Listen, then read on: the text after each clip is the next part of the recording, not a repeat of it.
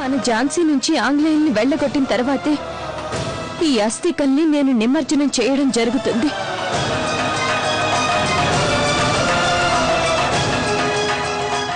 నేనిలా చెయ్యడం ద్వారా నేను మన మాతృభూమికే కాకుండా మహారాజు గారికి కూడా నమ్మక ద్రోహం చేసిన వారిని ఈ సందర్భంగా మరోసారి హెచ్చరించదలిచాను. ఇది ఒక సూచన.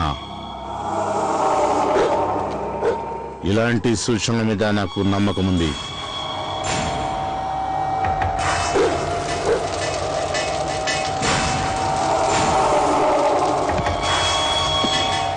దొరగారు, మీ భోజనం సిద్ధం.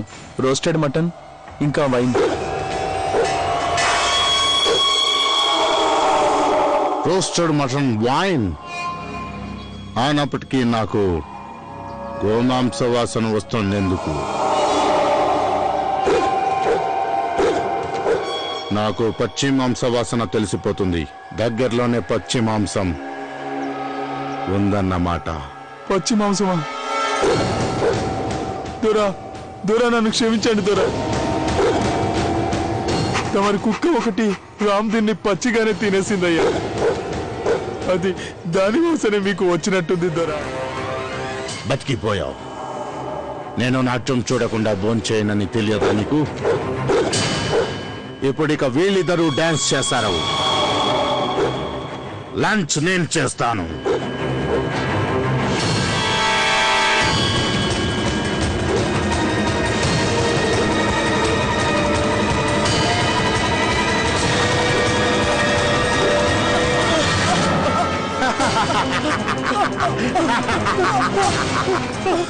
మంచి రుచికరంగా ఉంది కాదు?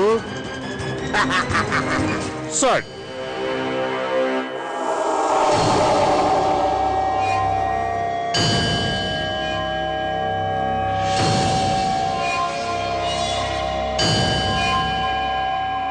మంచి సూచన అని చెప్పానుగా. ఈ రోజు నాకు చాలా అదృష్టమైన రోజు. ఝాన్సీలో అందరూ నాట్యం చేస్తారు. విన్నావో? ఝాన్సీ రాణి, నేను వస్తున్నాను. అహం దోష నివారణార్థం స్నానం కరిష్యే.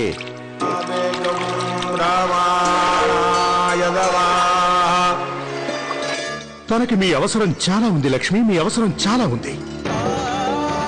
తనే ఝాన్సీ భవిష్యత్తు, తనే ఇప్పుడు మీ కుమారుడు.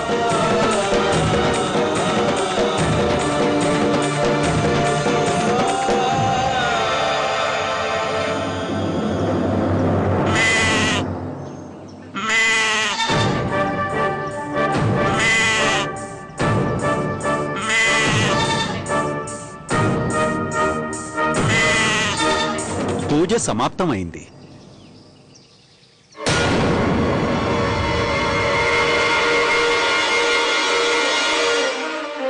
ఆనంద్, తాత్య, ఆనంద్ అడి తాత్య, ఆనంద్. యువరాజా, యువరాజా, సైనికులారా, యువరాజును వెతకండి.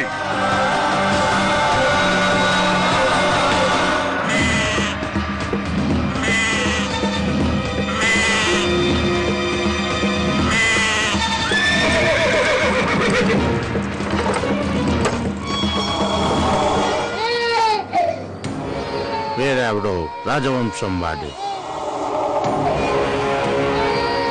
ఝాన్సీ రాజవంశం వాడు. నాన్న, నాన్న, ఇది ఆనంద్ మెళ్ళోదే కదూ?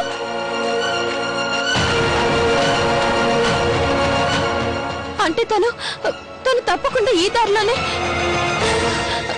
తాతయ్య గారు, ఆనంద్ జాడేమైనా తెలిసిందా? లేదు మహారాణి, ఈ ప్రాంతం అంతా గాలించి చూశాం, కానీ యువరాజు జాడ తెలియటం లేదు. అయినా తప్పటడుగులు వేస్తూ తను ఎంత దూరం అని వెళ్ళగలడు?